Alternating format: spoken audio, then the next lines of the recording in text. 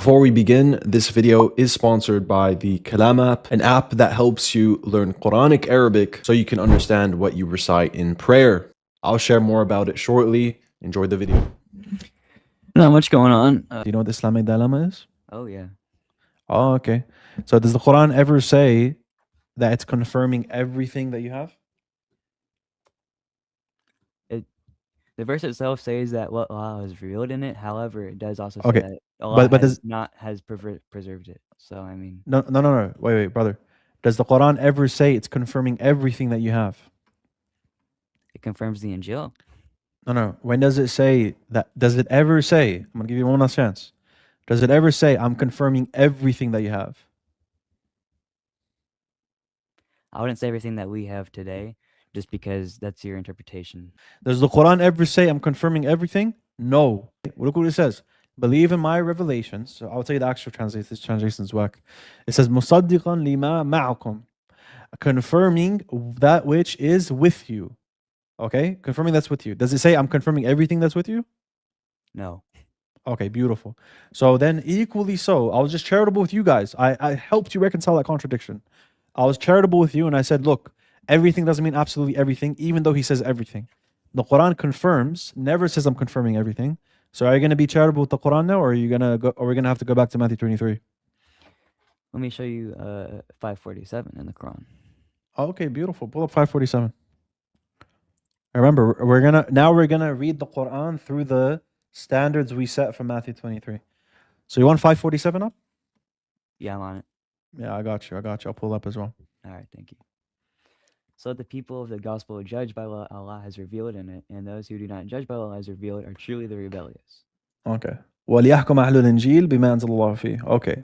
It says, so let the people of the gospel judge by what Allah has revealed in it. Okay. Or the Injil. So, More okay, accurate. beautiful. Yeah. So, yeah, so the gospel or the Injil, that's not going to be everything that you guys have. First of all, does Allah subhanahu wa ta'ala say, judge by everything that you have in your gospel? By what Allah has revealed in it. Okay, but when does Allah say that everything you have, Allah has revealed? No, it doesn't directly say that. Oh, it doesn't directly say that. Does Jesus say, do everything the Pharisees teach? With stipulations. With stipulation. Okay, so when when Allah says let the people of the gospel judge, it's with stipulations. Thanks for that, man. Now let me show you. Appreciate it. Wait, I have a question for you. Yeah, go on. Is the Injil the word of Allah? Yes, the Injil is the word of Allah. Is the Quran? But Allah's word can't be changed. 1827, chapter 6, verse 115. Okay, yeah, go on, bro. Yeah, 615 exactly. Ah, beautiful. I can change Allah's words. I got you, bro. No problem. That's actually, something that proves the Quran won't be changed as well, because it says the words. Beautiful. I agree. Okay. Here, let's read it together. Do you know how to read Arabic? Not Arabic. I only read English. No, good. I want you to write this. Can you write this down when I read it? Yeah. I want you to transliterate what I'm saying, okay? Transliterate exactly what I'm going to read from Arabic, okay? We're going to do a little lesson here. Okay. Let's bring this up. Let's make this bigger. The Arabic bigger. Okay. Here. Chapter 6, verse 115. Okay. So it says, the word of your Lord has been perfected in truth and justice. None can change his words. And he is all hearing, all knowing. Okay. I'm going to say none can change his words here is referring to God's promise. Okay? Okay. All right. So is there any indication here it's talking about the scriptures? Well, Muslims certainly use it in that way. Oh, yeah. I'm going to tell you that those Muslims, don't have the best explanation. They don't have the best exegesis. What I'm giving you will account for every time in the Quran that you see this phraseology. We're going to read the context and we're going to show you every single time how it is talking about God's promise. Okay? Here we go. I'm going to click it so you know I'm not mispronouncing it as well. Okay? 1 second. Okay. It says, La mubaddila li kalimatihi. Okay? Let's play it. So, La. You got that down? L-A? You wrote that down? Yeah. Okay. Mubaddila. Okay. Yes? You got that? Li kalimatihi. Okay? Okay. Okay. Beautiful. What's the other verse? Do you remember the reference? 1827, yeah? Let's pull it up.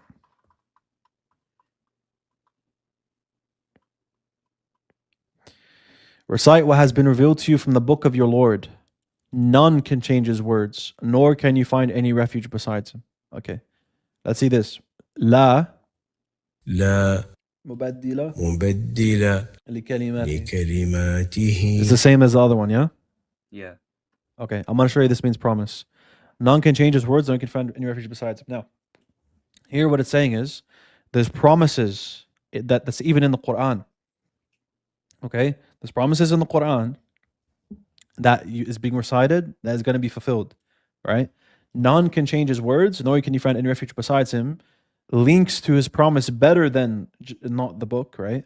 And even if it's the book, it would be the Quran here, by the way. So even if we do grant it's the book, this is the Quran. But let's say it's not the Quran. I'm going to say it's not the Quran. This is just talking about the promise. We're going to run with that, okay? So none can change his words. Why is that the case? They have no guardian besides him. Doesn't that relate to they don't have any refuge besides him? The previous verse. Don't these link together? They have no guardian besides him, referring to God. And it says, you can't find any refuge besides him. Don't these link well together? Sure, you can say that. Okay, so they're paralleling, okay? And he shares his command with none. Isn't God's command his word? Yeah. Okay, so you see how that's paralleling with none can change his words. So the words in this context is talking about the promise. Okay, now I gave you the phraseology, it's the same, these two verses, and I showed you from the context that this is talking about promise. I'm going to show you two more verses that mean promise, and it's impossible to say it's talking about books. Impossible. Okay? Here we go. Guys, help me out here. It's 634, and then there's another one. I think it's someone try to find the other one. I'm sure someone in the chat knows the other one. So 634 is one of them. Okay, pull this up. Here we go. Indeed, messengers before you were rejected, but patiently endured rejection and persecution until our help came to them. And Allah's promise to help is never broken. Let's look at what the Arabic is here. By the way, if I substitute promise with a word, could you interpret this as talking about the scriptures?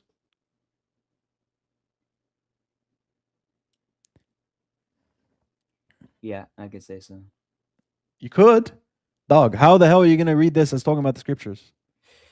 Because it's talking about, and you have already Indeed, received some messengers of the before you narratives were of these rejected, but patiently endured rejection and persecution until our help came to them. And Allah's books is never broken. And you have already received some of the narratives. What do you mean Allah's books is never broken? Allah's books is never broken in the context of helping someone, of helping the prophets? This is talking about the promise. promise to help not break the books. No, dude. You see where I'm coming from? So it's saying, and Allah's books is never broken, or Allah's books. Okay, really, the translation is trying to help you here to understand the context. But really, what it's saying is, Allah's words can be changed. Does it make any sense to say that in this context? That he's talking about the scriptures. Allah's scriptures can be changed. Indeed, messengers before you were rejected, but patiently endured rejection and persecution until our help came to them. Talking about help and how God always helped his messengers. Okay, and Allah's books can be changed. And you have already received some of the narratives of these messengers. Okay, then no, that doesn't make sense in this specific verse. Okay, appreciate it. Beautiful. Okay. Now, here's the Arabic here. Remember, check what you have written down from the previous two verses. وَلَا مبدل مُبَدِّلَ لِكَلِمَاتِ اللَّهِ الله لكلمات الله. Okay, so there's no change here, and no one can alter the words of God. Okay, beautiful. So let's give another one. Okay, are you getting the point though? That like it always means promise in the context? Sure. I think all of us want to be able to read and truly understand the Quran at some point in our lives. And the most practical way to achieve that goal is through tools that we have at our very own fingertips. Many of us, when reading the Quran, struggle to understand or pronunciate what we're reciting from the Holy Quran. And that's exactly why I recommend the Kalam app. The Kalam app is an Arabic learning tool designed to help you pronounce Quranic Arabic, and to truly understand its meaning. Whether you want to improve your tajweed or to simply grasp the basic vocabulary of the Quran, this app will make the learning process both simple and accessible. Imagine going through the Quran throughout the holy month of Ramadan and actually understanding what you're reciting while you complete the 30 days. There's no way better to start than with the Kalam app. Download it today and experience reciting the Quran in a whole new way. The link will be in the description below. It was definitely a promise in the context of that verse that you showed me just now. Yeah, so every time it's talking about promise, bro. The first verse, there's no indication it's talking about the scripture. Second verse, you can maybe say it's talking about the Quran, but then again, there's that paralleling going on. So it's more likely it's talking about the promise. The third one, it's impossible. You like literally you'd have to be really stupid to say that that's talking about the scriptures. Like it makes no sense in the context. Right? Now, this one, I'm gonna give you another one where the same phraseology is used. Okay. And again, it doesn't mean scriptures. Okay, so let's bring that up. All right, here we go. For them is good news in this worldly life and the hereafter. There is no change in the promise of Allah. That is truly the ultimate triumph. Okay, here it says, لا تبديل لا تبديل لكلمات الله. لكلمات الله. Okay, so can I substitute here? Look, it even says here, no change in the words of God. Okay, can I say there's no change in the scriptures of God? That's the ultimate triumph. Do you really think that's what it's saying here? Not in this verse. All right, beautiful.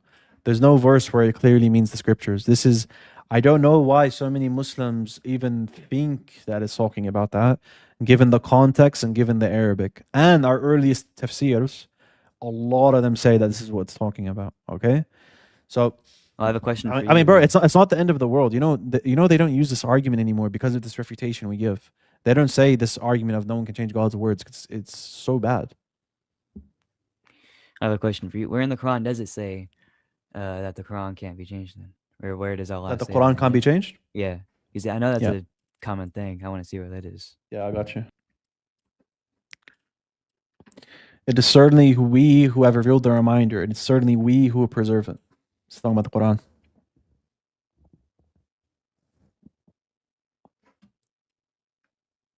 Okay. Is the reminder just the Quran, nothing else? Depends on the context. So in this context, it's about the Quran. So read here, Alif Makes Lam this Ra. context different. These are the verses of the book, the clear Quran. The day will come when the disbelievers will certainly wish they have submitted to Allah. So let them eat and enjoy themselves, diverted by false hope, for soon they will know. We have never destroyed a society without a distant term. No people can advance their doom, nor can they delay it. They say, "Oh, you to whom the reminder is revealed, you must be insane." Who's that? Who's that speaking? Who's that speaking to? No, who is that speaking? Who's that speaking to? Allah. No. Wait, no, they say that's They say. Who's they say? the followers of the Prophet Muhammad. No. No? This is the Quraysh, the pagans. Quraysh, They okay. say, the pagans, "Oh, you to whom the reminder is revealed, you must be insane." Who's being called insane here? Who's been called insane? I'm not sure. So you got the Quraysh, you have the Mhm. Meccan pagans, and they're calling people insane. It's the followers of the Prophet, the Okay. Muslims. That's what I figured Okay. after that. but Okay. I wasn't sure. "All you to reminder is revealed, you must be insane." Why do you not bring us the angels if what you say is true? Who's that speaking here? The Quraysh. The Quraysh speaking to the companions and the Prophet. "We do not send the angels down except for a just cause, and then at the end of the disbelievers will not be delayed. It is certainly we who have revealed the reminder, and it's certainly we who will preserve it." Who's that talking about? Can you scroll up a little bit so I can see it? Who's that talking about? What was the whole context before? The Quraysh. The Quraysh speaking to the Prophet. So, okay, Yeah. if the Prophet's saying, okay, this revelation, the reminder, we will preserve it. In what context? What's the reminder here? The Quran. The Quran. Okay, beautiful. All right. All right, man. So, do you still think the Islamic dilemma is a good argument, or what's happening? I mean, to be honest with you, it's kind of just a trust you, bro, on the Arabic stuff because I don't know Arabic. Dude, I I would literally I would played have it to- for you, man. I played I it know, for but you. it's I still made, just I a made you. trust you, I bro. made you write it down. But I still have to. It's like a trust you, bro. 'Cause I don't know what it exactly means. Dude, it's right there on Quran.com. I was hovering over it. Did you not see it? No, I saw it. I still feel All right, like man. almost I'm being as like a clear and judgment about transparent it. as possible. I'm hovering over the words. You can rewatch the video later. I am playing the words so you can hear how it's pronounced. And I'm reading the context for those verses for you.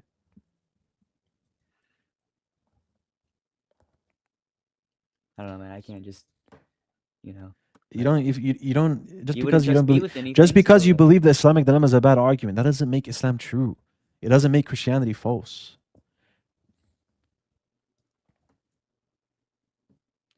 I don't think I could concede or disconcede. I don't. Why would you Yeah. not concede? Here, how about this? Let's do a little exercise here. This will test whether you're genuine or not. Because this will make you concede on the spot. All right. The author of the Quran, does he make conscious edits? How to say that slow motion? Does he make conscious edits to the Torah and the Gospel? I couldn't say. You never read the Quran before? I've read the Quran. You never noticed where God consistently makes sure prophets don't do major sins and changes those details? I would say more consistently talks about hellfire. You didn't notice But- the details of the recurring theme of alleviating prophets from major sins? I didn't read it like I read it once, you know. I didn't read it like super in depth. It was just I read it within like a week, man. All gotta good, cut me a all little good. bit of slack Okay. on that, No, it's all good. It's all good. Okay. So, look, who made the golden calf in the Quran? The golden calf. Yeah. Allah. Chapter 20. Sorry again? Allah, I would say, because The golden calf? Dude, you haven't read the Quran. You have not read the Quran. it was like a year ago, man. It was like a year ago. Why would Allah make a golden calf? Because he's the creator of everything, man. That's why that would be my No, assumption. dude, I'm talking about the Moses story.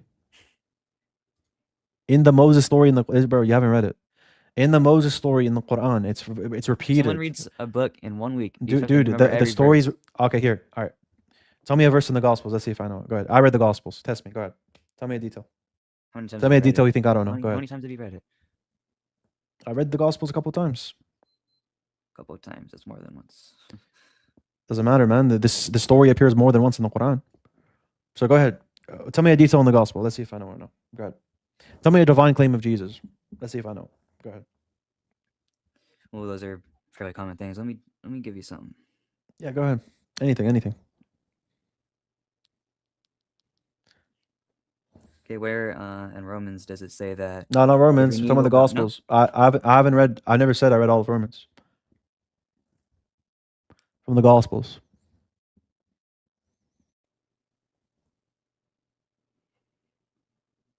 Okay, where in Mark does it say that Jesus was teaching his disciples? He was teaching what? His disciples. What do you mean teaching his disciples? Multiple places he teaches them.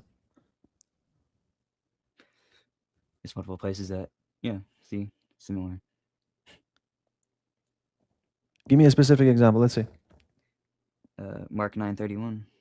Dude, you told me the reference. That's what you were asking. What? No, I wasn't You're asking for the confusing me, reference, brother. dog. I wasn't asking for the reference. I was asking about the concept, the detail of the story, the whole point of the story. Whatever, man. Whatever. Don't worry about it. Whatever. Here, whatever. Point is that what we have in the Samiri story in the Quran, what we have is Aaron not making the golden calf. It was a Samiri. Okay. Yes. Sure. All right. In the Quran, does Moses kill a man intentionally or unintentionally? In the Quran, unintentionally. Unintentionally. Okay. In the Bible, is it intentionally? I can't recall at this time. All good, man. It was intentional. He looked left, he looked right, made sure no one was around. Then he got him. Okay. Then he buried him. In the Quran, he doesn't look left and right. He kills him by accident and says, "Oh, Satan made me do this," showing he didn't mean to do it. Okay. In Moses in the Quran, is his hand leprous? Is his hand leprous? No. All right. In the Exodus 4, is it leprous? Yes. Okay. When God tells Moses to go to Pharaoh, does he say, "Yes, I'll go," or does he deny it and let Aaron go and do the miracles instead in the Bible? No. He doesn't go. He makes Aaron go instead, right? Yeah. Okay. In the Quran, Is Moses an obedient servant that goes and does the miracles, Yeah, or he's is an it Aaron obedient that servant in the goes? Quran. Obedient servant. Okay. He's perfect in the Quran, basically. All right. Yeah. So the prophets don't do major sins. They don't disobey God. God reassures them. They take that reassurance. Okay. So the author of the Quran is consciously editing details purposefully from the Christians and Jews and giving them a story that's completely different, that is unheard of. Okay. Does Okay. this sound like he's confirming everything from the Bible? No. All right. So when we say that Islamic dilemma doesn't follow because it's a general confirmation, not an absolute confirmation, aren't these conscious edits I just listed to you good justification for that? Sure, you could say so. If you don't I believe in the appreciate it. Bible, So do you but believe you the author don't. of the Quran's do you believe the author of the Quran's confirming everything in the Bible? I would have to say no at this time. Beautiful, man. Okay. So we've reached the conclusion where, you know, we've made sure that everyone knows Islamic dilemma is a terrible argument. And we can move on from there and we can talk a bit about Christology. How about that? So do you Jesus, wanna peace talk be about? upon him. Where does Jesus, peace be upon him, claim to be God in the Gospels? Ooh, let me pull out the Bible. Take your time, man. Take your time. I have a very clear one on this, actually. I'm waiting, man. You can give me more than 30 seconds, bro. Yeah, take your time. I told you I'm waiting.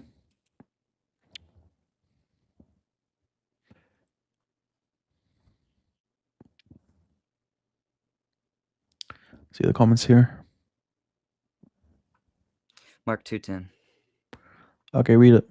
Jesus forgave sin? Yeah. Okay, read it. But I want you to know that the Son of Man has the authority on earth to forgive sins. So he said to the man. Okay, so if you forgive sins, you're God? Yeah. Okay, did the disciples forgive sins? Not that I recall. You haven't read the Gospel of John? Not John, but I've read mainly Matthew, Mark, and Luke and John. Wait, not Luke, but yeah. All right. Are the disciples God if they forgive sin? No. All right, You'd have appreciate to it. show me that. You'd have to show me that verse Like- because I don't think they did. Well, but you just conceded your argument because you said if they did forgive sin, they're not God. Sure, but I don't see where they have done that. You, can't already just- conceded your argument. Like you already did it before I pull up the verse. You have to show me the I'm- verse wherever it's not conceded. All right, so Because only if I show you the verse, then you concede. Yeah, sure. Okay, beautiful. Here. And the context has been provided. If for it. you forgive anyone's sins, okay, let me give you a bit more. John 20:23. Jesus speaks to them. On the evening of the first day of the week, when the disciples were together with the doors locked to the fear of the Jewish leaders, Jesus came and stood among them and said, "Peace be with you." After he said this, he showed them his hands and sides. The disciples were overjoyed when they saw the Lord. Again, Jesus said, "Peace be with you. As the Father has sent me, I am sending you." And with that, he breathed on them and said, "Receive the Holy Spirit. If you forgive anyone's sins, their sins are forgiven. If you do not forgive their sins, they are not forgiven." Okay, are the disciples God? I'm sorry? Are the disciples God? This is talking about the Holy Spirit.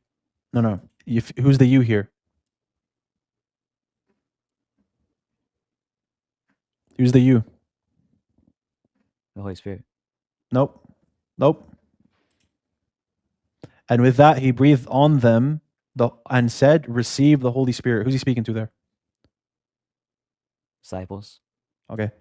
Immediate antecedent. This is the immediate context before. Okay, he's saying, "Receive the Holy Spirit." Okay. Is there a new quotation mark after that, or is it the same? It's the same. Okay. If you forgive anyone's sins, their sins are forgiven. Who's he speaking to? The disciples. Okay, beautiful. Okay, so Jesus and God then, if you forgive sins. Yeah? Okay, bring a different argument. Let's see how many of these we can get through.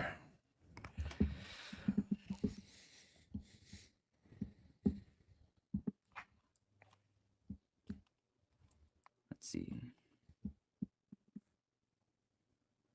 Do you want to bring up Colossians or do you not want to accept that? Gospels. Gospels. Do you know what the Gospels are? Yeah, I know what the Gospels are, man. All right, bro. So I don't know why you keep quoting Romans and Colossians or whatever. It's also part of the Bible. But anyways, Not a part of the Gospels. John 20:28. John 20:28. Thomas says, "My Lord and my God." Yeah. Yeah. Says to Jesus. Can you but be called God but not Almighty God in the Bible? I'll just see again a case of that before I can concede anything. What's so funny about that, bro? I wanted to see verses. Oh I'm not my gonna just take God, your word bro! for it. Like this is very basic stuff. Okay, pull up Exodus 7:1. Exodus 7:1. Okay. All right, read it. Then the Lord said to Moses, "See, I've made you a god to Pharaoh and your brother All right, Aaron." is Moses gone? No. Okay, appreciate it. Where is Jesus God in the Gospels?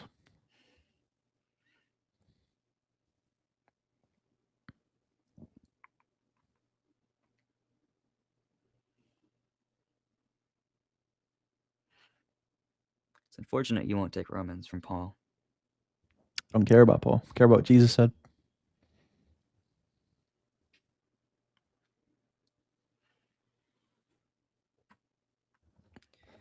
John 10:30. John, I and my Father are one. one. Yeah. Can I be one with the Father the same way Jesus is one with the Father? How would you be? I'm just asking. Can I be one with the Father the same way Jesus is one with the Father? No. Okay. All right. If the disciples are one with the Father the same way that Jesus is one with the Father, that would disprove your point, yeah? Yeah. Okay. Pull up John 17 from verse 20 to verse 24. Read out loud. John 17. 20 to 24. 20, 24. I got you. It is not for them alone. I pray also for those who believe in me through their message, that all of them may be one, Father, just as you are in me. Okay, stop and I there, am stop in there, you. stop there, stop there, stop there, stop there. That there may be one just as means the same, yeah? Yeah. Okay, keep reading. And you're in me just as I am in you, and may they also be in us, so that the world may believe that you have sent me. I've given them the glory that you gave me, that they may be one as we are one. Okay, one as we are one. So they have the same oneness. Okay, beautiful. Next verse. I and them, and you and me, so they may also be Next one. verse. Next verse. Oh. We disproved it. That's it. It's done. Okay, Next sure. verse.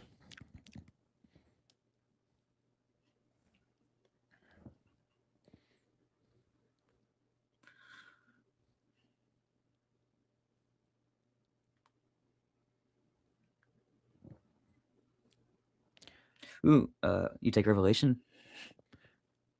You Okay. accept Revelation? Like, Yeah. bro, do you want me to drop you?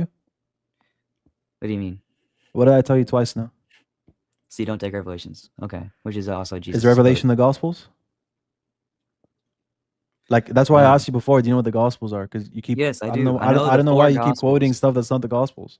So, like, can you not prove Jesus is God in the Gospels? No, you have to go outside the Bible because that's where you get your main Whoa. So interpretation. when Jesus was on earth, he never claimed to be God. All right, let's start from scratch, bro. You still got some stuff left. There's still some other decent ones that might appear to be decent for you, at least. Still missing a couple others. I don't have anything for you right now. No, I don't have like a huge list of all these verses. You got no verse that's left that's salvageable that makes you think Jesus is God in the Gospels. I wouldn't say directly in the Gospels, no. But I would say You, Paul, who bro, had revelations of Jesus. I'll even let you. You can even ask ChatGPT. We can go through it. You want to ask I'm not going ChatGPT to right ask now? ChatGPT, bro. We're not doing that. Ah, you can if you like, There's bro. there's Just no reason to ask ask AI. ChatGPT. Now you're trying to clip me. No, bro. I know you're gonna do that the later. whole time, bro. The whole time I've been taking you through, honestly, throughout the verses in the Quran and the Bible, etc. I even gave you a charitable interpretation from Matthew 23 to help you out. Now, what I'm doing here is I'm really showing you, even if you have help from AI to give you all the verses in the Gospels you want, you're never gonna believe Jesus. Like, there's nothing to believe Jesus is God.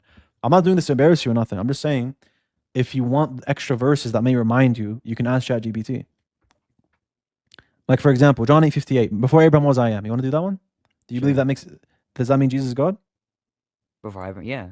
That means he's God. Before Okay. Abraham All right, was beautiful. God. I got you. Let's dissect this. All right. Explain to me why it proves he's God. Because God was before Abraham. And if you are, Aren't the angels before Abraham? Are the angels God? so he's at least an angel. Okay. So you got to think more than that. So not just because someone pre-exists Abraham doesn't mean they're God. Okay. Go ahead. Try again. Go ahead. What do you mean? I just proved to you, but pre-existing Abraham doesn't mean you're God. It means you're at least an angel then. So is Jesus At least an you're an angel? angel. All right. Does that prove he's God? He's more than human. Does that prove he's God? Not that he's God, but he's definitely more than human. All if right. anything. All right. That's not addressing the question. But anyways, I can show you that it's not even saying that he's an angel, by the way. So let's go through it. But anyways, we've proven that he's not claiming to be God there, but I'll just do it for the sake of to help you understand how we actually interpret it. So if I tell you your great grandfather saw the day that me and you would be speaking on my YouTube live, Does that mean that we met your great great grandfather? No. Okay. So when Jesus says, same principle, same exact thing. Your father Abraham rejoiced at the thought of seeing my day. He saw and was glad. Does that mean that Abraham met Jesus? Not necessarily, no. All right. Appreciate it, bro. Appreciate the honesty. You are not yet 50 years old, they said to him, and you have seen Abraham? So they misinterpreted him. Okay. Very truly, I tell you, Jesus answered, before Abraham was born, I am. Okay. First of all, what we need to understand is, what does I am mean? What does he mean by before Abraham, I am? What does he mean by that? Just that he pre-exists? What does I am mean? What does that mean? That you are something. No, No? bro. You need to read John. John literally here. In the Greek, it's ego eimi. So you know Greek now too. Yeah, I know Greek as well. Ego eimi, somewhere here. Yeah. The woman said, I know that the Messiah called Christ is coming. When he comes, he will explain everything to us. Then Jesus declared, I, the one speaking to you, ego eimi, I am he. It's the same Greek words. Okay. So you're saying I'm he here in the context of what? Of being what? The Messiah. Yep. Appreciate it. Jesus is saying in John 8:58, before Abraham was, I am the Messiah. Okay. So let's go back. You are not yet 50 years old, they said to him, and you have seen Abraham. Very truly, I tell you, before Abraham was born, I am. Okay, so we know that they're misinterpreting him here. He never said he spoke to Abraham. He said Abraham saw my day, so they misinterpreted him. Okay, then he says, I am. Before Abraham, I am. Does that mean that the Messiah literally pre-existed? I mean, you could maybe take it that way at first glance, but in reality, did you know the idea that the Messiah pre-existed in a notional sense, not in a literal sense? The idea that the Messiah's name, his authority pre-exists. You know that's found in the Talmud? No, I've heard of that before. Okay. So there is an idea circulating. You can go to Genesis Rabbah, chapter 1, right? Genesis Rabbah, chapter 1. It talks about how the Messiah's name pre-exists, and they use Psalm 72 as an evidence for this. Psalm 72 says that his name pre-existed the Son. Okay? So he's saying that before Abraham was, I am, in the sense of, before Abraham, my Messiahship pre-existed. Abraham even saw it. Abraham saw it. Why? Because it pre-existed even Abraham. That's the whole context of it. You guys completely detach it from its context. And guess what? When they pick up stones to stone him, that actually shows that your interpretation is wrong. Do you know why? Why? Because the Jews always misinterpret Jesus. I'll take you through just a couple here. Here we go. Jesus says here in verse 31, 8:31, he says, you will know the truth and the truth shall set you free. Is that literal being not free, or is that metaphorical? You're not free and you're going to be set free. Metaphorical. Okay. The Jews misinterpret him. They say, we are Abraham's descendants. We have never been slaves to anyone. How can you say you should be set free? Okay, so misinterpreted him here, right? Yeah. Yeah? Okay. Here's another one. Go back up here somewhere. There we go. Once more, Jesus says to them, I'm going away and you will look for me. You would die in your sin. Where I go, you cannot come. Is Jesus saying he's going to commit suicide? No. Okay. So they misinterpret him when they say, will he kill himself? Is that why he says that? Okay. They misinterpret him here as well, yeah? Sure. All right, beautiful.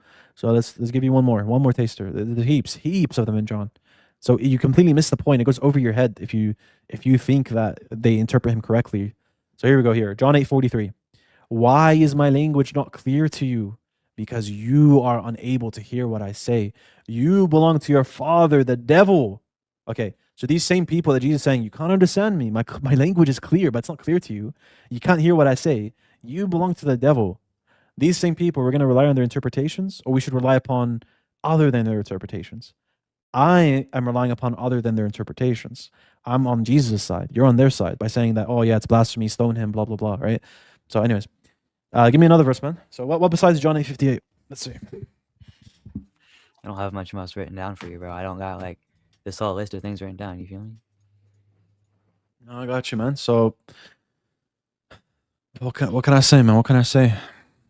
Maybe you can come back another day. Maybe I might be live tomorrow. If not tomorrow, after tomorrow, you can come back and we can discuss further whether Jesus claimed to be on.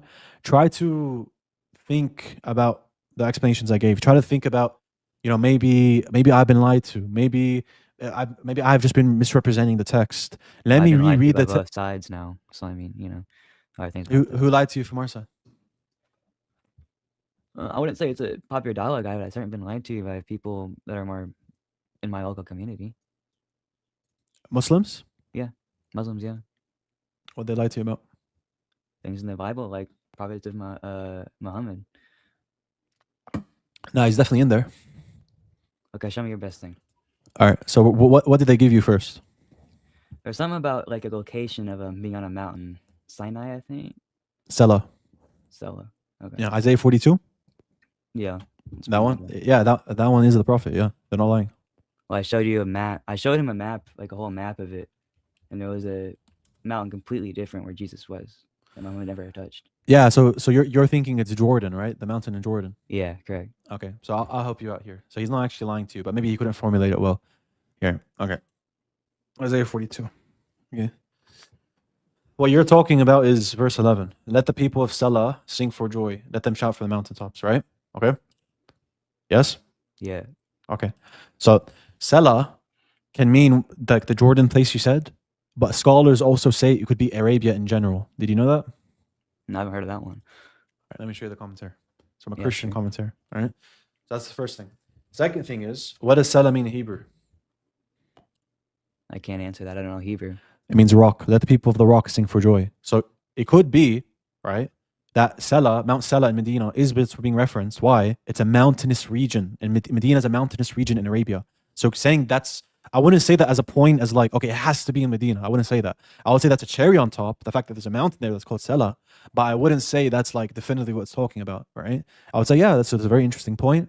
It's a very mountainous, right? This is in Arabia, and scholars say it's in Arabia, either in Jordan or in Medina. But even if you say it's Jordan, you know the Prophet's message spread to Jordan, and they got rid of idol worship. You know that, right? Well, the prophet wasn't there at that time in Jordan. No, It his was the message spread there, followers. so it doesn't matter, bro. I'll tell you why. Nebuchadnezzar in Jeremiah, doesn't it say that? Doesn't it identify Jeremiah? Doesn't Jeremiah identify Nebuchadnezzar? First, let me see if you understand. So, do you know who Nebuchadnezzar is or not? No. Okay, Nebuchadnezzar was the king of Babylon at the time of Daniel. Okay. Okay. Okay. So the Babylonian Empire, even though hundreds of years have passed, Nebuchadnezzar was identified with his kingdom, even though he had passed away. Okay? That's in Jeremiah 31. So because of that, you can identify the prophet with the Muslims. Here's another example. You know the Son of Man prophecy in Daniel 7? Yeah. Isn't the Son of Man referenced with his nation? When you say the nation, you're referencing the Son of Man. When you're saying the Son of Man, you could also be referencing the nation. Isn't that true? Or you're not Yeah. familiar? Yeah, you Yeah, I familiar? never heard that before. Yeah. Okay, beautiful. So why can't I say that with the prophet here? I guess you can. I don't, All right. So let me show you this commentary here. Let's see.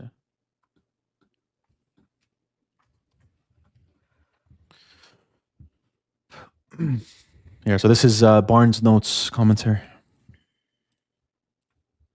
Okay. So this is on Isaiah 42:11, Barnes' Notes, Christian commentary. Okay, so it says, thus were da da da da da, and we know that Bozrah and Selah were large cities, da da da da. Okay, they were generally to be guarded, deserts or wastes. The villages of Kedar, okay, we don't care about that, we care about Selah. Let the inhabitants of Selah, the rock, sing for joy. All right, it is uncertain whether the word rock here is Petra or rock, is to be understood as a proper name or to denote a general sense, those who dwell in the rocky part of Arabia. So if you mean, so it's a proper name, I'll give it to you. It's talking about Jordan. Yeah? Mhm. But if it's talking about in a general sense, then it could include Medina and Mount Selah in Medina, right? Mm. Yeah, that's my point. Okay, do you want to keep reading or is that We're sufficient? good here. That's sufficient. Yeah. Okay, beautiful. And by the way, look what he says here, just at the bottom. If so, it is a call upon Arabia in general to rejoice in the mercy of God and to give glory to him for providing a plan of redemption, an intimation that to the descendants of Ishmael, the blessings of the gospel will be extended. He's even saying, he's talking about the Ishmaelites believing in monotheism. Dude, we already believe in monotheism. This already happened. Like Jesus didn't fulfill this, dog. Like Prophet Muhammad ﷺ fulfilled it. What is there in Isaiah 42 that the Prophet doesn't fulfill? Let's see. I haven't read that before, so I don't want to, take up too much of your time trying to read all of that. No, it's all good, bro. It's all good. My time is your time here. Yeah, it's for you guys. Isaiah 42. Yeah.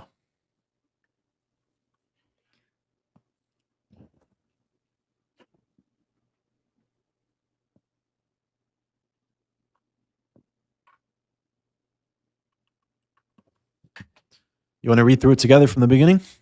No, I'm just skimming over it real quick. Or you can read it and you can tell me when to stop when you think there's something that he doesn't fit. You can do that? It's good. I'm already at like verse 12. I'm just doing a quick little thing. All right. I don't want to take up too much. Disagree. I'm a revert, right? Ex-Christian, come to Islam, study these things. He's showing you. I know how it is. It's hard to accept when you grow up Christian. Islam is true, bro. We have no choice. Barakallah feek, akhi. I'm an ex-Muslim, by the way. So You're ex-Muslim? yeah, I'm ex-Muslim. Have you ever been on my panel? No, I've never been on your panel before. This is my first time. When did you convert? When did I convert to Islam Yeah. or to Christian? Shoot, I have it pinned in my friend's thing actually. Cause let me see here. You were born Muslim? No, I'm American. I'm in America. I was not born Muslim. Dude, I'm American. I was born Muslim. What? No, bro, You're I white, was you not. mean? Like your white Christian background, yeah? Yeah, Oh, okay. So when did you convert? 2025. When did you leave? When did I leave? 2 weeks ago. Why'd you leave? The doubts, man. Lots of doubts. That's from what? From what? Yeah. A lot of things, bro. I mean, I'm, you know. You don't have Muslim friends? I'm sorry. Do I have one who decided not to answer any of my questions. Dude, Yeah, I got right. you, man. What's your Discord? It's my Discord. Yeah, I'll put you in a server. So in the server, any questions you have, you can ask. Okay. Let me just type it down in the private chat. I got you. That's in the private chat. All right, but better than going through this Christianity stuff. Let's get through the doubts you had that you didn't answer. I mean, Aisha's age. That's a big thing. for Aisha's me. age, I got you. Okay. If that's really a hurdle that makes you become Christian, then you shouldn't be Christian. All right, bet. So I'll send you a friend request. I'll invite you to the server after this live. All right. So here. All right. So the age of Aisha, very simple. We can address this from two angles. First angle is going to be hypocrisy. Like you shouldn't be like Christians have the same issue, Jews have the same issue, but they've been liberalized. Okay, so I'll show you why. So, is there any Christian that ever said getting married at puberty is immoral before the 18th century? I'll have to say no. Is there any Jew before the 18th century that said getting married at puberty is immoral? Definitely not the Jews. Okay. So, was there any human society that said, oh, pedophile, don't get married at puberty, wait until she's 18? Was there any society that said that you know of? Not that I know of now. Okay. So, there's something God has instilled within us that gives us a general moral framework. It's called the fitra. Do you know what the fitra is? Yeah, I've heard about it. Okay. That's why when atheists say, yeah, I don't need a book to be moral, they're right to an extent, generally. So, for example, what you can put under the fitra, that this natural inclination to do good and, stay away from bad, you can put sexual deviances under this category, okay? So, for example, do you need a book to tell you that bestiality is immoral? No. What about homosexuality? No. What I would about say that incest? people think it is. No, that's definitely, yeah. Okay. What about necrophilia? No one thinks that's okay. Let's give him Okay. sickness. Right. So these are all sexual deviances, yeah? Yeah. Okay. And you don't need a book to tell you that. Okay. So we don't have societies in the past actually saying these are okay. Like these are fine. If you do, it's going to be like 1 out of 10,000, right? That's the point.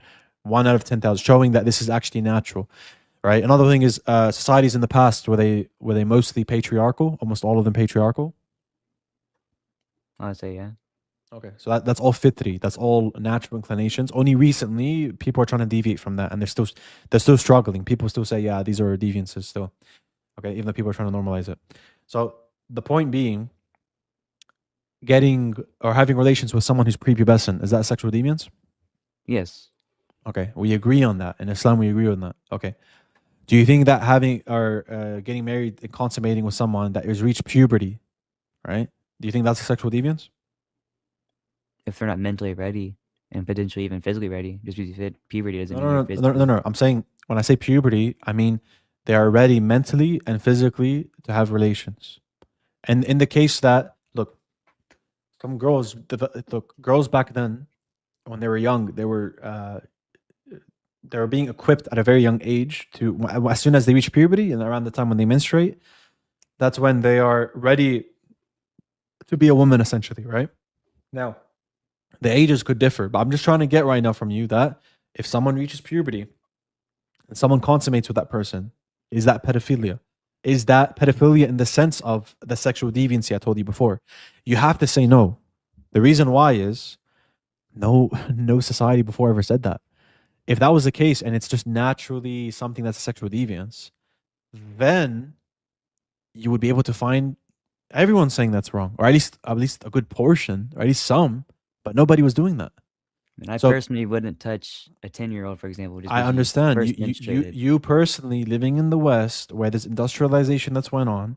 And by the way, 9, 10, 11-year-olds usually as well, they don't reach puberty to a great extent usually. It's very exceptional. Those Even if she's ages are 13, bro. what do you say? Even if she's 13. Like, that doesn't sorry, mean she's... sorry, what do you say? Even if she's 13. Even when she why are you making what? Where are you getting that from? Where are you getting this standard from? It's from the Bible? Just my Is it from the mentality, Bible? bro. I would... Is it from the Bible? Not the exact age of 13. Okay, not the 18, exact age. It's arbitrary. How did people have a reliable metric to know when a girl's ready or not? When you see she's mentally mature, you can see she's wise, she's mature, she's someone that's, in that sense, mature in the sense of she seems like she can function in a household, take care of a household, be a wife, be a mother. Okay. Once you see those elements in her, right, that's mental maturity. Okay. How did they gauge physical maturity?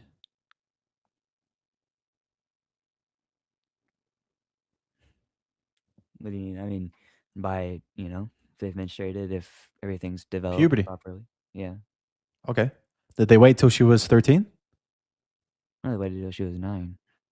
Okay. So can you reach puberty when you're 9?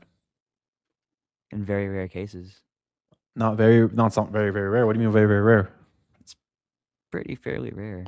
Especially Yeah, today. fairly rare. I told you it's exceptional. Yeah, you know what? The minimum age is 9. That's the minimum age, right? Okay.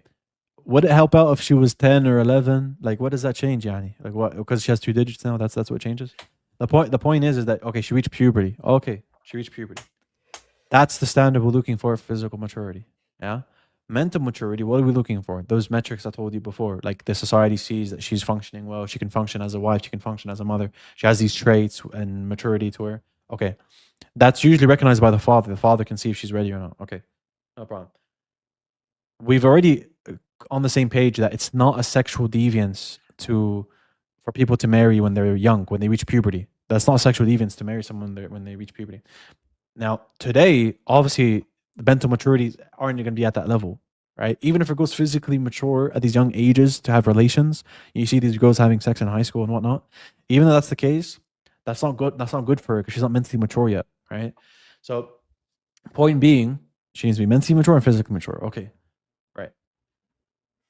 No one from the Bible condemned such marriages, getting married at puberty.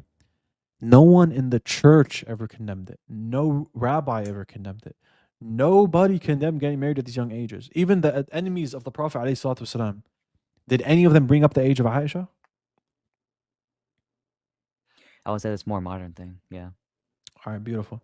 Does your morality come from the Bible or does it come from 21st century morals?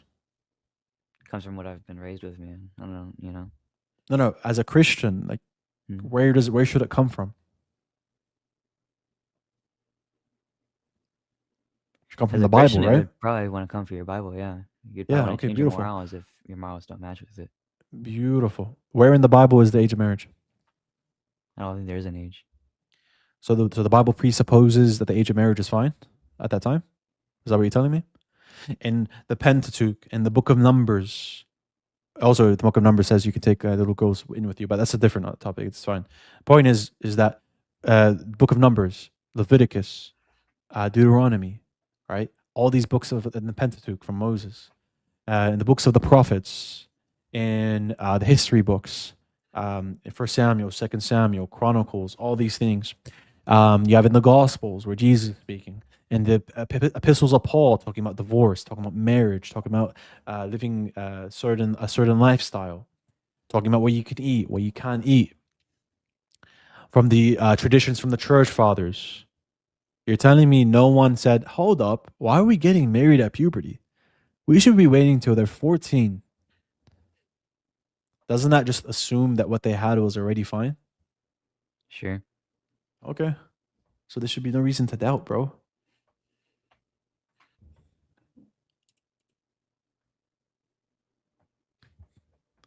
You have any other questions? I mean, it's not like I've had a whole list of all my dads I had, so I would say no most time. It's all good. So what happened there? So your friend gave you dawah, you got into it, and then what happened after? I started, after about a year full research, I figured I had enough knowledge, and it appears I didn't. Right. Like enough knowledge to go out and start talking with people. You're talking to Christians. Yeah. It was kind of impossible not to, but yeah. All right. Here, look, bro. Doesn't Islam make sense in terms of there's only one God? Sure. Okay. Does it make sense that Jesus didn't claim to be God? No. Why doesn't that make sense? That's what I've been taught. Basically, I mean, No, it no, make- no, no, no, no, no, no. I don't care what you've been taught, bro. Like, I'm talking about whether it makes sense in terms of what Jesus said and doesn't make sense logically speaking. Doesn't make any sense. no, because no one would claim to be God unless God. Generally. Right. So did Jesus claim to be God in the Gospels? Did we establish before that's not the case? That will take more research, but for now I can concede that, yeah. Okay. Do you want to see evidence of prophet? Oh, we already went through Isaiah 42. Look, if I show you Isaiah 42 is about the prophet, will you become Muslim again? I'll have to think about it, man. I can't keep doing this, leaving and rejoining stuff. No, I get you. I get you. Look, what actually made you go into the deep end and say, I'm going to leave Islam? What was the main thing that made you do that? Islamic dilemma. Oh my God, dude. Oh my God. Are you serious? I'm serious, bro. The argument of Allah's words can't be changed gave you doubts? Yeah, because a Muslim told me that was the Quran, so I was like, okay, that must also refer to the Injil. That must mean not be corrupted. So that's kind of why I took that. Oh my days. Who are you asking these questions to? Friend in Egypt. When did you find my channel? When did I find your channel? Like, I've seen you like around for a couple months now, but I haven't like watched you. All right. That's why it was so hard for you to say the Islamic dilemma is wrong, because that's what made you apostate. Was that a question? No, I'm just saying that's an observation. Yeah. You feel like you messed up? A little bit. All right, bro. So did we covered the Islamic dilemma, right? Yeah, There's no, everything's clear there. Matthew 23, there's hypocrisy there. Like, why the heck are we allowing Matthew 23 to not be a contradiction? What we're saying in the Islamic dilemma is Allah does conscious edits of the previous scriptures consistently. There's changes because to uplift the prophets. There's no precedence to say that the Quran's taking this from other sources. There's no source that exists that says Samedi made the golden calf. There's no source that exists that says Moses, he didn't intentionally kill the man. There's no sources that says that Moses is the one that did the miracles in front of Pharaoh and not Aaron. These don't exist, bro. Like, these are innovative and new traditions that the Quran's putting in there, and it's putting itself in the station of authority to say, I don't care what you texts say. This is what in reality what happened, right? So when that confirmation is said, obviously that confirmation isn't absolute, right? So we made that very clear before. Yeah, I have a lot of content on it, bro. We, Muslims use it all the time. We have even like, there's like phrases we use like conscious edits, general confirmation, right? It's Honestly, exactly Muslims what use it you. all the time. I've never heard of that before. I'll be honest with you. I've been watching a lot of stuff, but You never heard it before? no, this is the first time I Ah. heard it today. Yeah. Out of at least 5 months of watching Muslims, particularly. Yeah, man. That's why we're trying to elevate the dawah, man. Because I can't lie, a lot of Very people are much of it lacking. right now. Yeah. There's not enough. Look, I'll be honest, man.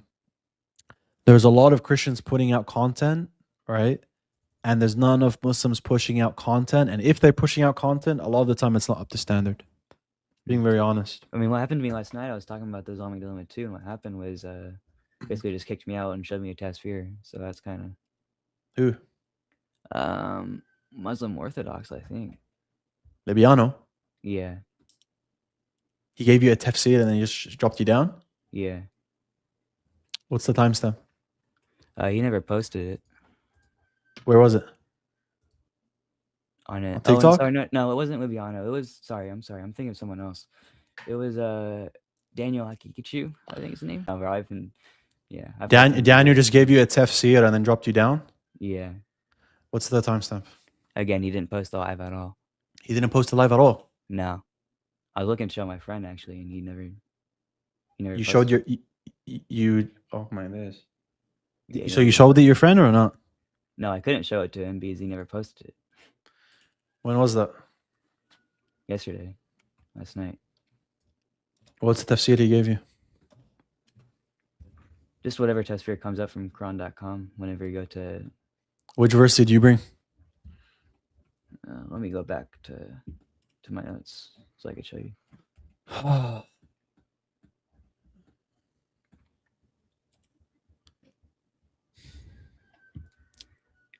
Yeah, it was 547. 547. What was the interpretation he gave you? I don't know. He just said that tasfir said like say something else other than that, and kind of just dropped me after saying that, and then kind of just. Yeah. So there's the look. I'll give you the straight interpretation, right? So 547 is saying, judge by the gospel means to judge by the true parts.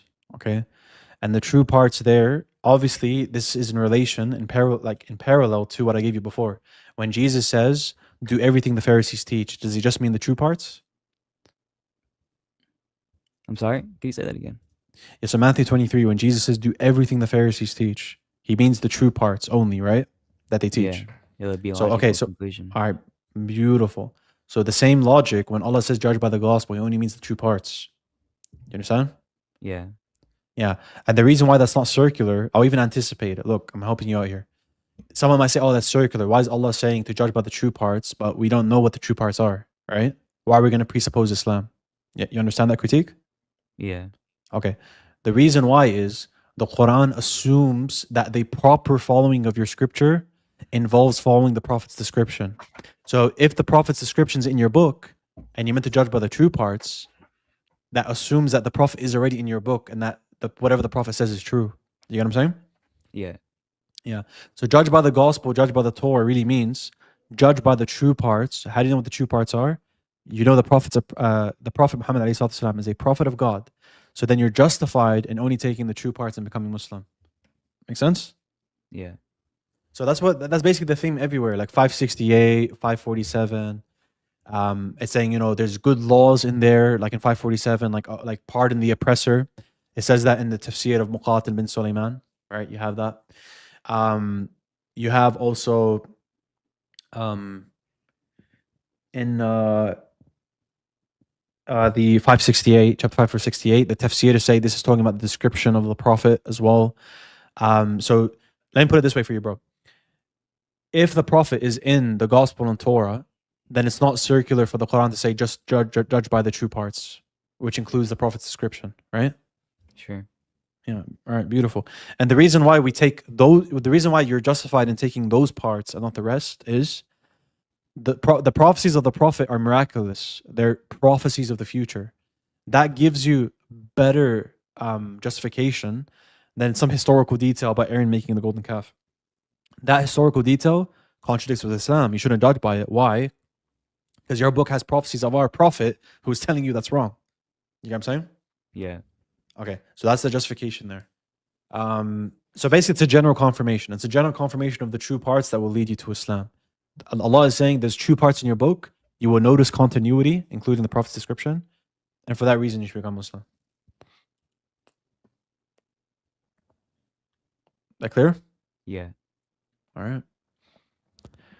All right, man. Yeah, I told you, man. Some of these guys, they do, they either do anti-dawah or they do poor dawah, right?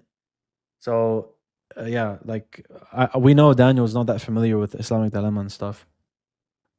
He actually made a blunder against David, multiple ones. I didn't even go through them. But yeah, he made God multiple will check blunders. on it, so I would hope he'd know about it. But yeah. Yeah, look, bro, you need to have good sources of knowledge for these things. Daniel, he's like liberalism and stuff. That's what he deals with. But when it comes to this stuff, Christian Muslim polemics, he wouldn't be a reliable source. I wouldn't want you to go to him. So, look, well, what you can do, bro, is you can come on my server. We put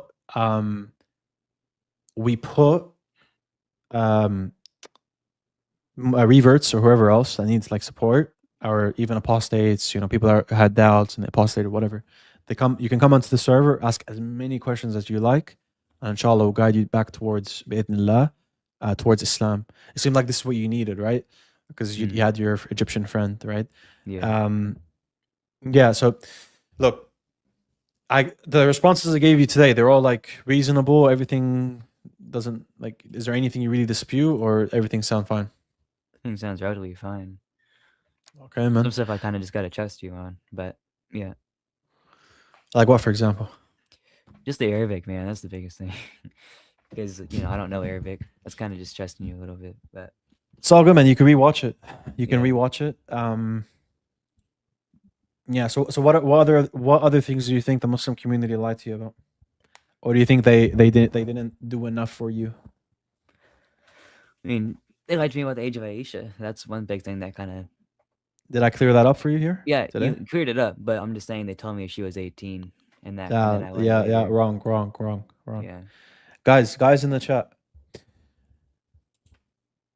Whoever says Aisha is 18 is Abu coping. They are coping. Not just coping, they're Abu coping.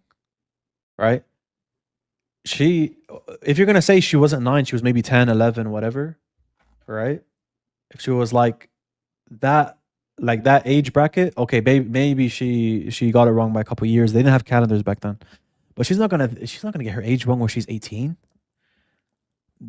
Of course not. That's nonsense.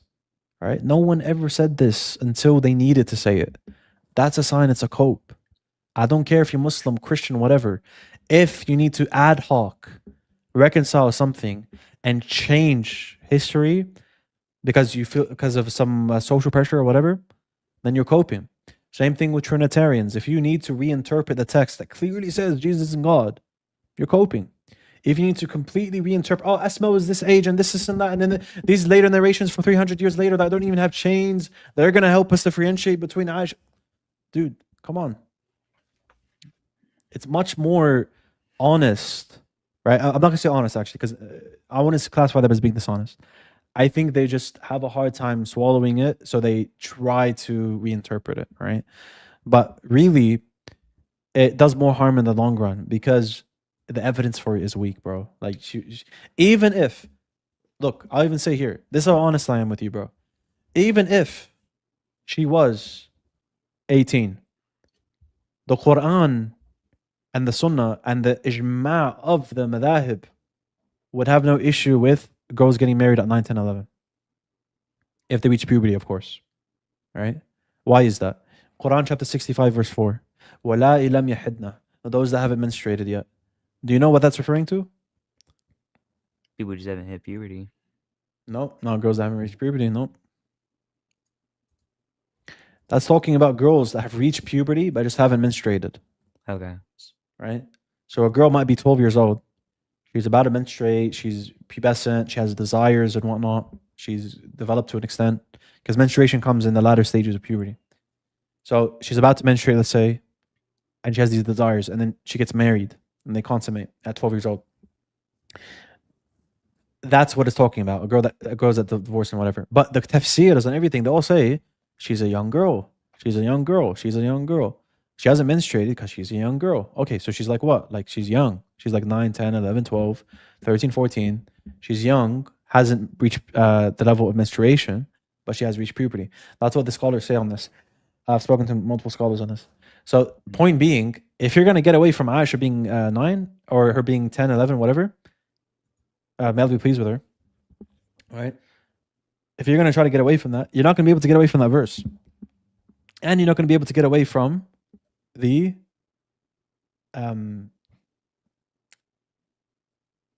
the ijma of the madahib, like the consensus of the Jewists, right?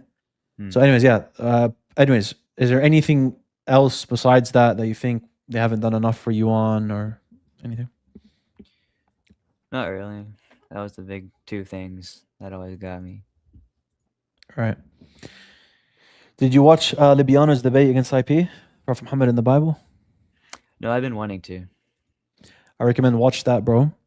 Libyano used an argument that me and him were working on, right? Showing Ahmed in the Bible. So that would be good, inshallah. Be a good iman booster, showing these things. And also, this is what the Islamic dilemma has led us to. They've led us to adapt, make better arguments for Prophet Muhammad in the Bible. Why? Because that's the whole reason. Why does Allah always talk about the Torah and the Gospel? Why does He always talk about the prophets in that book? Or I'm confirming what you have. Or the prophet like you know your own sons, right? That's in the context of what? In the context of his description of the Torah in the Torah of the Gospel. And that's exactly what the Biano got him on, right? So yeah, I recommend watching it. And inshallah, I'm going to invite you to the server after this live, okay? So is there anything, Alright. any other questions, anything else? Not right now, no. All right, may Allah subhanahu wa ta'ala guide you back towards Islam. You're getting a lot of support from the chat as well. They're, showing you a lot of love. So yeah, well, come back, bro. It's been 2 weeks. Yani, I'm sure, I don't know how these 2 weeks have been for you. Have you been constantly having doubts, or have you settled into, you're like really confident in Christianity? Like, how are you doing? A little of both, honestly. I've been all over the place right now, so definitely doubts for sure, but I've been starting to settle in a little bit. Okay, so from now on, you're gonna have a source, myself, where you can come back to really know the Islamic positions on things. I would never, if I do tell you something that's wrong, it won't be like, I could tell you something that's wrong. I'm not saying I'm infallible, but you can trust me in that I won't misrepresent stuff or hide stuff or try to drop you down and just give you a tafsir on your face and drop you down. No, bro, I try my best to make you understand. I even devil advocate. I will devil advocate for their position and show you how our position is still strong. So, inshallah, you come back, or may Allah subhanahu wa ta'ala guide you back to Islam. Ameen. And yeah, we'll speak soon then. I'll invite you on the server. All right. All right, take care. Take care.